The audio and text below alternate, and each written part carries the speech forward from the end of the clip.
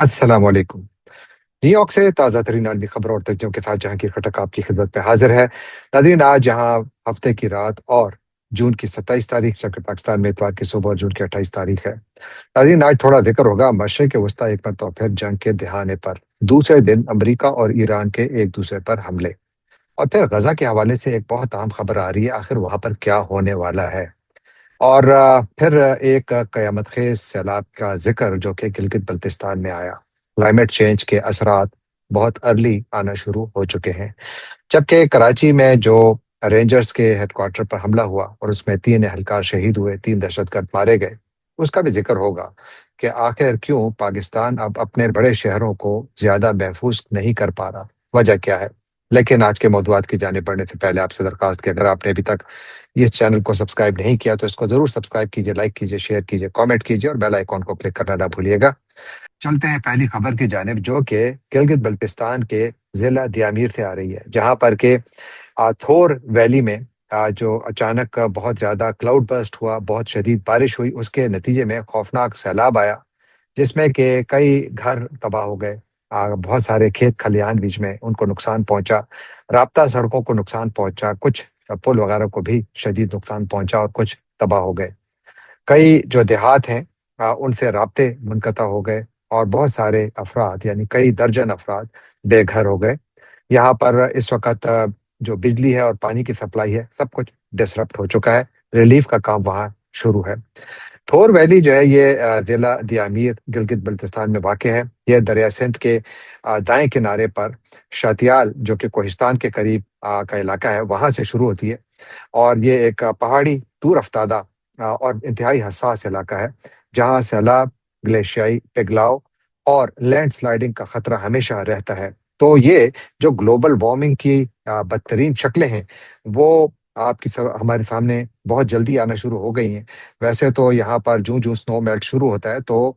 یہاں پر جو آ، سیلاب کے خطرے ہیں وہ بڑھتے جاتے ہیں، لیکن اس مرتبہ جو یہ واقعہ ہوا، یہ کلاؤڈ برسٹ کی وجہ سے ہوا۔ آپ دیکھیے کہ جو اس سے پہلے سوات ویلی میں کلاؤڈ برسٹ کے نتیجے میں جو سیلاب آئے، راستی اور خوفناک سیلاب تھے، اسی قسم کے لگتا ہے کہ معاملات شاید اس طرف اس مرتبہ بھی ہوں۔ یہ پہلا واقعہ ہے، کیا یہ آخری واقعہ ہوگا؟ ہماری تو دعا ہے کہ خدا کرے کہ یہ آخری دعا واقعہ ہو، لیکن لگتا ایسا ہے کہ کلائمیٹ چینج کے اثرات پاکستان پر اس لیے بھی بہت زیادہ نمایاں ہیں کہ آج جو پاکستان کی جو میٹیورولوجیکل آفس ہے، اس نے وارننگ دی ہے کہ جو اپر ریجنز ہیں، یعنی جو گلگت بلتستان کے علاقے ہیں، جہاں سے کہ پاکستان کے پانی کا سب سے بڑا ذخیرہ موجود ہے، یعنی گلیشیئرز موجود ہیں۔ یاد رکھیے کہ جو پولر ریجن ہے، اس سے باہر دنیا میں سب سے زیادہ گلیشیئرز اگر کسی ملک میں ہے تو پاکستان ہے۔ پاکستان میں اندازہ ہے کہ کوئی 7,000 گلیشیئرز ہیں۔ اسی لیے جب اس قسم کا موسم بدلتا ہے، جب گرمی اچانک بہت زیادہ ہوتی ہے، تو جو برف ہے وہ بہت تیزی سے پگھلتی ہے، یعنی جب گلیشیئرز پگھلتے ہیں تو پانی نیچے آتا ہے، اور جو مختلف وہ جھیلیں بنا دیتے ہیں، اور پھر وہ جھیلیں اچانک ٹوٹ جاتی ہیں جب پانی کا بہاؤ بڑھتا ہے، پانی کا پریشر بڑھتا ہے، اور اس کی وجہ سے پھر شدید طغیانی آتی ہے، سیلاب آتے ہیں۔ اب جو وارننگ آئی ہے وہ یہی ہے کہ جو جس کو گلوفس بھی کہتے ہیں، یعنی glacier lake outburst floods, یعنی گلوفس کا نام دیا گیا ہے اس کو، کہتے ہیں کہ گلوفس کا شدید خطرہ ہے اس خطے میں، اور یہ گلوفس کا واقعہ نہیں تھا جس کا میں نے ذکر کیا، یہ تو کلاؤڈ برسٹ کا واقعہ تھا۔ لیکن پاکستان میں ایک عجیب معاملہ ہے، یعنی 2026-27 کا اگر آپ فیڈرل بجٹ دیکھیں تو اس میں جو موسمیاتی تبدیلی سے نمٹنے کے لیے بجٹ میں صرف 2.48 ارب روپے رکھے گئے ہیں۔ اگر آپ ان کو ڈالرز میں کہیں تو کوئی 8.6 ملین ڈالر بنتے ہیں۔ اور جو کلائمیٹ ڈویژن ہے، جو کلائمیٹ چینج اور انوائرمنٹل کوآرڈینیشن ڈویژن جو ہے، اس کے جو ترقی کے اوور آل پروجیکٹس ہیں، اس پورا جو اگر آپ بجٹ میں لائیں تو کوئی 5 ارب ڈالر بنتے ہیں، to be exact 4.96 billion dollars بنتے ہیں۔ جبکہ اس کے برعکس پاکستان کے وزیر اعظم شہباز شریف کے آفس کا جو بجٹ ہے وہ 9.3 ارب روپے رکھا گیا ہے، جبکہ پریزیڈنٹ کا جو آصف علی زرداری کا جو سیکریٹریٹ ہے، اس کے لیے بجٹ 3.8 ارب روپے رکھا گیا ہے۔ گویا پاکستان کے لیے اس کے پریزیڈنٹ اور پرائم منسٹر کے آفیسز کو چلانے کے لیے تو تقریباً کوئی 14 ارب روپے موجود ہیں، لیکن کلائمیٹ کے خطرات سے نمٹنے کے لیے، اس کی پیش بندی کرنے کے لیے اس کے پاس پیسے نہیں ہیں۔ صرف 9.8 ارب ملین ڈالر اگر آپ اس کو روپے میں کہیں تو 2.48، لیکن تمام رقم جب ملائیں تو کوئی 5 ارب روپے بنتے ہیں، جو کچھ بھی نہیں ہے، کوئی 15-16 ملین ڈالر بنتے ہیں۔ یہ تو اگر پاکستان ویسے بھی کلائمیٹ ریزیلینس کے حوالے سے کوئی فنڈ ریزنگ بھی کرتا تو اس سے پیسے زیادہ جمع کر لیتا، لیکن اس کے لیے ایک چیز کی ضرورت ہے، اس کو کہتے ہیں سیریسنس۔ ہمارے اقتدار کے ایوانوں میں انفارچونیٹلی یہ سیریسنس ہے ہی نہیں، بلکہ سیریسنس ایران اور امریکہ کے درمیان جنگ کے خاتمے کے لیے تو ہے، جو بہت اچھی بات ہے، لیکن پاکستان میں بات امن عامہ کی ہو یا کلائمیٹ چینج کے خوفناک اثرات کی ہو، اس کو کم کرنے کے لیے یا اس کے لیے انفراسٹرکچر کو تیار کرنے کے لیے اس پر وہ توجہ نہیں دی جا رہی تو جو دی جانی چاہیے۔ ہاں، البتہ ایک شعبے میں توجہ زیادہ دی جا رہی ہے اور وہ ڈیفنس کا شعبہ ہے۔ وہاں پر شاید پاکستان کی مجبوری بھی ہے، کیونکہ آج میں کہیں خبریں پڑھ رہا تھا، یہ فائنینشل ٹائمز میں یہ خبر چھپی تھی کہ جس کے مطابق بھارت نے اپنے جو آرمڈ ڈرونز ہیں، یعنی مسلح ڈرونز ہیں، ان کے آرڈرز میں بے تحاشا اضافہ کر دیا ہے۔ یعنی بھارت بہت تیزی سے جو اپنی فوج ہے اس کے حوالے جو مسلح ڈرونز ہیں وہ کر رہا ہے، اور اس سلسلے میں انہوں نے جو فائنینشیل ٹائمز ہے اس میں ایک مثال کی گئی ہے۔ بھارتی ایک ڈرون مینوفیکچرر ہیں، اس کمپنی کا نام ہے آئیڈیا فورج۔ وہ کہتے ہیں کہ اس کو پہلے تقریباً 1.5 ملین ڈالر کے ڈرون کے وہ جو آرڈرز تھے وہ ملے تھے بھارتی فوج سے، اب وہ بڑھ کر 33 ملین ڈالر ہو گئے ہیں ایک سال کے اندر، جبکہ یہ صرف ایک کمپنی ہے۔ اس قسم کی اور کئی ایسی کمپنیاں ہیں جن کے پاس بھارت اپنے آرڈرز پلیس کر رہا ہے، اپنی ڈرون کی جو اس کی ایک بہت بڑی فوج ہے اس کو مزید بڑھا رہا ہے، اس کو زیادہ سوفسٹیکیٹڈ لیول پر لے جا رہا ہے۔ اور اس کا مقصد کیا ہے؟ اس کا مقصد یہ ہے کہ ڈرونز کسی بھی جنگی حالت میں استعمال ہوں گے، کیونکہ ایران امریکہ جنگ میں ایک چیز نے جو چیز ثابت کی وہ یہ کہ مستقبل کی جنگیں شاید آپ کو زمینی فوج کی اتنی زیادہ ضرورت نہ پڑے جتنی آپ کو فضائیہ، missile systems, air defence systems اور ڈرون ٹیکنالوجی کی پڑے۔ بھارت اپنے دفاع پر بہت زیادہ خرچ کر رہا ہے۔ 2031 تک اس کا پروگرام ہے کہ وہ اپنے over all G D P کا 2.5% جو ہے وہ اپنے دفاع پر خرچ کرے گا۔ اور اس میں جو سب سے بڑی تبدیلی ہے وہ یہ ہے کہ بھارت اب باہر سے سودا یعنی جو اسلحہ خریدنے کے بجائے 70% اسلحہ مقامی جو کمپنیاں ہیں ان سے خریدے گا، یعنی وہ مقامی صنعت کو بہت زیادہ تیزی سے ترقی دے رہا ہے۔ اس کے برعکس پاکستان بھی خاموش نہیں بیٹھا۔ پاکستان کے اندر بھی ایک ادارہ ہے اور بہت بڑا ادارہ ہے، اور میرے خیال میں بہت شاندار ادارہ ہے، اس کا نام ہے گلوبل انڈسٹریل ڈیفنس سولوشنز یا GIDS یا گڈس۔ یہاں پر پاکستان مختلف انواع اقسام کے اسلحے، بامبس اور پریسیجن بامبس وغیرہ بناتا ہے۔ وہاں پر پاکستان نے گزشتہ سالوں کے دوران شاپر 2 بلاک 2 جو ڈرون ہے، آرم ڈرون ہے، اس کو ڈیولپ کیا، انڈیجنسلی ڈیولپ کیا۔ اب اس کا جو تیسرا ورژن ہے شاپر 3 وہ بھی تیار ہے، اور یہ بھی مکمل طور پر انڈیجنسلی ڈیولپڈ ہے، اور یہ میڈیم اور ہائی الٹیچیوڈ کامبیٹ ڈرونز ہیں، یہ دونوں شاپر 2 اور شاپر 3۔ اور اسی طرح پاکستان جو ہے وہ پریسیجن گائیڈڈ میونیشنز، جس طرح برق لیزر گائیڈڈ میزائل ہو گئے، ان کو بھی بہت تیزی سے ان کو مقامی طور پر تیار کر رہا ہے اور ان کو اپنے ڈرونز میں انٹیگریٹ کر رہا ہے۔ بھارت اپنے جو ڈرون کی ٹیکنالوجی ہے اس کو امپروو کرنے کے لیے، بہتر بنانے کے لیے اسرائیل اور دوسری مغربی کمپنیوں کے ساتھ مل کر کام کر رہا ہے اور اپنے ڈرونز کو بہت بہتر بنا رہا ہے۔ اور اسی طرح پاکستان جو ہے وہ ترکی اور چین کے ساتھ مل کر اب اپنی ڈرون ٹیکنالوجی کو بہتر سے بہتر بنا رہا ہے۔ پھر پاکستان کا جو national engineering and science commission ہے، نیسکوم جسے کہتے ہیں، اس نے بھی کو پروڈکشن کے لیے ٹرکش جو ایروسپیس انڈسٹریز ہیں ان کے ساتھ مل کر مقامی سطح پر ڈرونز کی تیاری شروع کر رکھی ہے۔ تو گویا پاکستان بھی ڈرون کے لیے اپنی تیاری میں بھرپور طریقے سے اس وقت انوالو ہے۔ اور یہ جو ڈرونز کی دوڑ ہے، بلکہ مسلح ڈرونز کی جو دوڑ ہے بھارت اور پاکستان کے درمیان، یہ مسلسل بڑھ رہی ہے۔ اسی طرح جو ہائپرسونک میزائل جو دوسرے میزائل سسٹمز ہیں ان کی بھی مقامی طور پر تیاری پر دونوں طرف توجہ دی جا رہی ہے۔ بھارت کا برہموس میزائل تو بہت افیکٹو ہے، بھارت مختلف ملکوں پر اب وہ بھیج بھی رہا ہے، جبکہ پاکستان ابھی اس فیلڈ میں ابھی میرا خیال ہے کہ حالیہ دنوں میں اس نے کچھ کوششیں کی ہیں اور اس نے کچھ سسٹمز کو سامنے لایا ہے، لیکن میرا خیال ہے کہ پاکستان کو اس میں مزید کام کرنا ہوگا تاکہ وہ بھارت کو یہاں پر میچ کرے۔ آئی وش کہ جنگیں نہ ہوں، میں جنگ کا سب سے بڑا مخالف ہوں، لیکن جب اسلحے کی دوڑ کی بات آئے تو وہاں پر ملک اپنے آپ کو محفوظ بنانے کے لیے یہی طریقہ اپناتے ہیں کہ اسلحے کی دوڑ میں پیچھے نہ رہو، تاکہ جنگ کی صورت میں اگر وہ آپ پر امپوز کی جائے تو اس کا دندان شکن جواب بھی دیا جائے۔ تو ایک اہم خبر تھی، میرا خیال تھا کہ میں یہ آپ کے ساتھ شیئر کروں۔ اسی طرح کراچی میں ایک واقعہ ہوا، سب کو معلوم ہے، رینجرز کے ہیڈ کوارٹر پر حملہ ہوا، وہاں پر پہلے کوئی یعنی ایک بارود سے بڑی بڑی گاڑی جو ہے، پہلے خود کش حملہ ہوا، پھر حملہ آور آئے اور پھر تینوں کو نیوٹرلائز کر دیا گیا، لیکن اس لڑائی میں کم از کم 3 رینجرز کے جو اہلکار تھے وہ شہید ہوئے، 3 حملہ آور بھی مارے گئے۔ یہ تو اب خبر ہو گئی ہے پرانی، اور یہ پاکستان کی انٹیلیجنس کے فیلیور کی کہانی بھی بہت پرانی ہے، کیونکہ کراچی جیسے شہر میں، ایک سینسیٹیو شہر جو پاکستان کا کمرشل ہب ہے، جس پر پوری دنیا کی نظر ہے، وہ علاقہ جس کو پاکستان پوری دنیا میں مارکیٹ کرتا ہے کہ یہ ایک بہت اچھی ڈیسٹینیشن ہے انویسٹمنٹ کے لیے، وہاں پر جب اتنے زیادہ حملے ہوتے ہیں تو یہ یقیناً پاکستان کے لیے ایک لمحہ فکریہ ہونا چاہیے۔ یہ جو حملہ ہوا، اس کی ذمہ داری بھی ایک جو تحریک طالبان سے جڑے ہوئے ایک گروپ یعنی جماعت الاحرار نے اس کی رسپانسبلٹی جو ہے وہ مانی ہے یا قبول کی ہے، جو کہ بڑی تشویشناک بات ہے، کیونکہ اب تک تو جتنے حملے ہو رہے ہیں وہ تو خیبر پختونخوا کے جو بارڈر کے ڈسٹرکٹس ہیں یا جو قبائلی اضلاع ہیں اور بلوچستان وہاں پر ہو رہے ہیں، لیکن کراچی میں اتنی بڑی اتنی بڑی کاروائی کے لیے یقیناً وہاں پر جو دہشت گرد ہیں انہوں نے اپنی بڑی انٹیلیجنس کا کام کیا ہوگا، بڑا سرویلنس کا کام کیا ہوگا۔ اب سوال یہ ہے کہ وہ لوگ جو کہ میرے آپ کے ٹیلی فون سننے کے لیے تو دن رات کوشاں رہتے ہیں،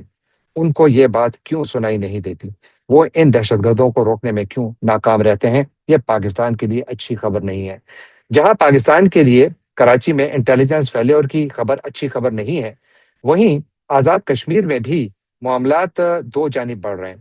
یعنی ایک طرف تو مظفر آباد میں دھرنا ویسے ہی جاری ہے، ہزاروں لوگ آج بھی موجود ہیں، جہاں ایک طرف تو راولہ کوٹ میں ہزاروں لوگ ابھی بھی دھرنا دیے بیٹھے ہیں اور وہ جانے کا نام نہیں لے رہے، وہ چاہتے ہیں کہ حکومت ان کے مطالبات مانے۔ لیکن مظفر آباد سے گزشتہ 24 گھنٹوں کے دوران ایک بڑی اہم خبر سامنے آئی، جہاں پر کہ مقامی جو تاجر ہیں انہوں نے اعلان کیا کہ مظفر آباد میں ہم اپنی سٹرائک ختم کر رہے ہیں، کوئی 18 دنوں بعد سٹرائک ختم ہو رہی ہے۔ لیکن جو جوائنٹ عوامی ایکشن کمیٹی ہے اس نے دعویٰ کیا ہے کہ کل رات یعنی جمعے کی رات کو،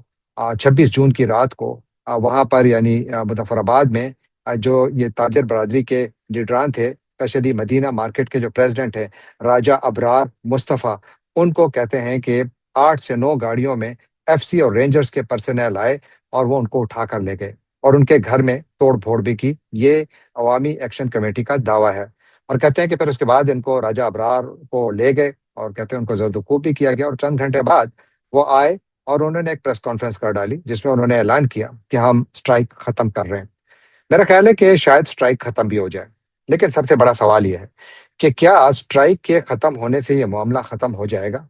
میرا خیال ہے کہ وہ لوگ جو یہ سوچ کر بیٹھے ہیں کہ سٹرائک ختم ہونے سے معاملہ ختم ہو جائے گا، مجھے لگتا ہے کہ وہ احمقوں کی جنت میں رہتے ہیں، کیونکہ ہزاروں لوگ اس وقت بھی راولہ کوٹ میں بیٹھے ہیں۔ اگر آپ ایک جگہ سٹرائک ختم کر دیں، 2 جگہ سٹرائک ختم کر دیں، اس سے مسئلہ حل نہیں ہوگا۔ ان کے ساتھ بیٹھیں، بات کریں۔ ایڈمنسٹریٹو مسئلہ نہیں ہے یہ سیاسی مسئلہ ہے، وہ سیاسی مسئلہ جس کے تحت یا جس مصلحت کے تحت حکومت نے ان لوگوں کے ساتھ ایگریمنٹ سائن کیا تھا گزشتہ سال، اس کو آنر کریں، آگے بڑھیں، بات ختم، کوئی سٹرائک کی ضرورت نہیں ہے۔ لیکن حکومت اڑی ہوئی ہے، اور وہ لوگ یعنی عوامی ایکشن کمیٹی کے جو لوگ جو اس کے سپورٹرز ہیں وہ بھی اڑے ہوئے ہیں، اور یہ معاملہ مجھے لگتا ہے کہ الٹیمیٹلی خدا نہ کرے کسی بڑے تصادم کی جانب بڑھ رہا ہے۔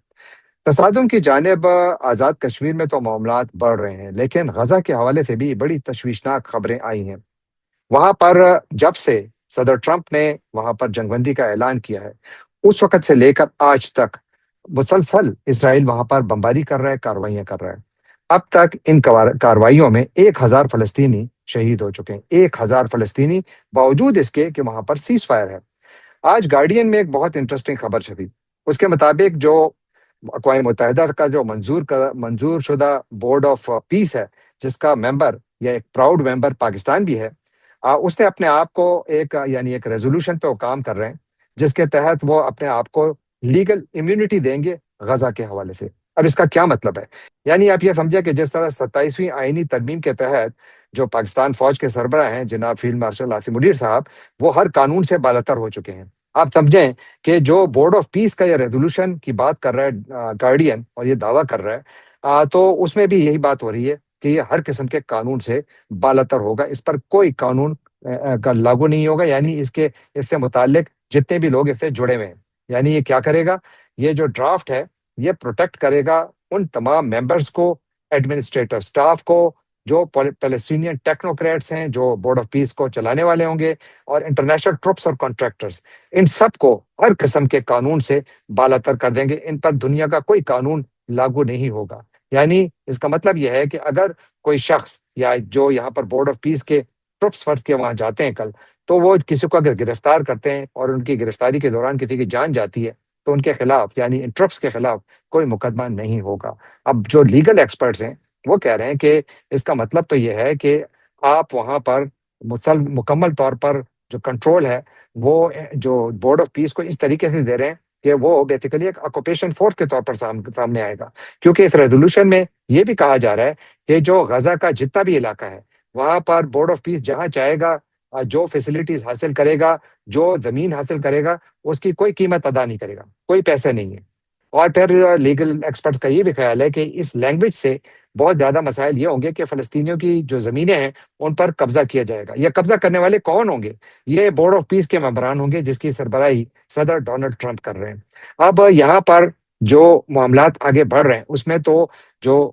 صدر ٹرمپ اور اسرائیل ہر طرف سے یہی خبریں، یعنی جو بیانیہ وہ ایک ہی ہے کہ حماس کو ڈسارم ہونا ہوگا، اور اگر حماس ڈسارم نہیں ہوگا، جو کہ حماس اس وقت انکاری ہے، ہاں کچھ بات اس میں آگے بڑھی ہے کہ شاید وہ اپنا اسلحہ کسی کے حوالے کرنے کے لیے کسی حد تک تیار ہیں، لیکن اس کے اوپر ابھی تک کوئی حتمی اگریمنٹ نہیں ہوا۔ لیکن یہ جو ریزولوشن آ رہا ہے اس کے بارے میں کہا جا رہا ہے کہ اس سے غزہ میں جو بورڈ آف پیس ہے اس کی طاقت بہت زیادہ بڑھ جائے گی۔ تو یہاں پر معاملات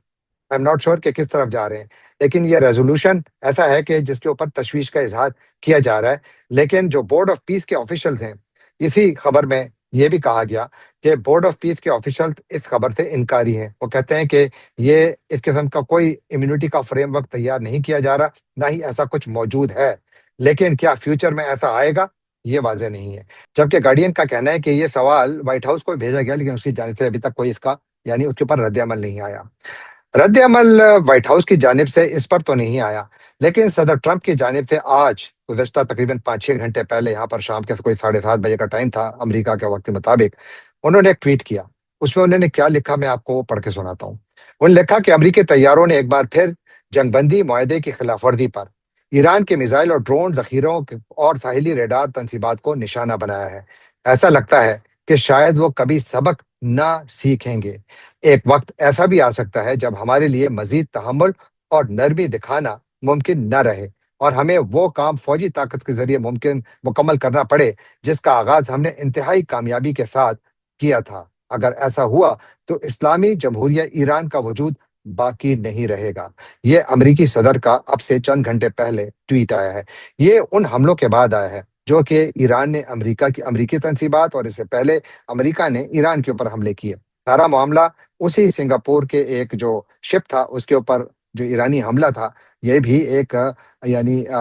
ایلجڈ اٹیک ہے، کیونکہ ایران نے اس کو باقاعدہ اس کی تصدیق نہیں کی، لیکن امریکہ کا خیال یہ ہے کہ ایران نے حملہ کیا تھا۔ اس شپ پر حملہ ہوا اور اس کے بعد پھر معاملات بگڑے، امریکہ نے ایران پر حملہ کیا۔ ایران نے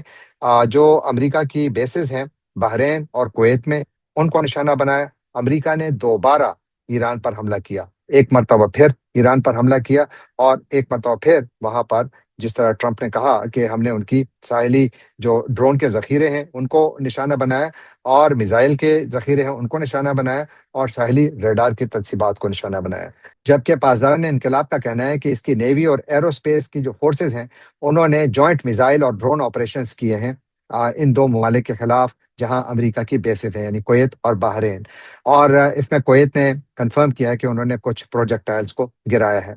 ایران کا کہنا ہے کہ اگر امریکہ کی جانب سے حملے جاری رہے تو دو چیزیں ہوں گی، ایک تو یہ کہ ہمارا جو جواب ہے وہ مزید سخت ہوگا، اور دوسرا یہ کہ اس وقت جو سوئٹزرلینڈ میں مذاکرات ہیں وہ بند ہو جائیں گے، وہ ختم ہو جائیں گے، وہ خطرے میں پڑ جائیں گے۔ تو گویا پریکٹیکلی اس وقت جو لڑائی ہے وہ ایک محدود پیمانے پر شروع ہو چکی ہے، ایک محدود علاقے میں شروع ہو چکی ہے۔ ایسا محسوس ہوتا ہے کہ دونوں جانب سے یہ خواہش نہیں ہے کہ یہ مکمل جنگ میں تبدیل ہو، لیکن دونوں جانب سے یہ بھی خواہش نہیں ہے کہ وہ اپنے آپ کو دنیا کے سامنے کمزور دکھائیں۔ وہ اپنی طاقت کا مظاہرہ کر رہے ہیں، اور اس میں جو at the centre of the point of contention ہے وہ آپ نے ہرمز ہے، اس کا کنٹرول ہے، جو ایران کسی صورت میں نہیں چھوڑنا چاہتا اور امریکہ یہاں پر اپنی طاقت قائم رکھنا چاہتا ہے۔ تو ایک بہت خطرناک صورتحال بن گئی ہے، جو اسلام آباد کا جو MOU تھا وہ لگتا ہے کہ کافی زیادہ خطرے میں ہے اس وقت، اور اس بارے میں کچھ بھی کہنا قبل اس وقت ہے۔ دیکھتے ہیں کہ آنے والے چند گھنٹوں میں کیا ہوتا ہے۔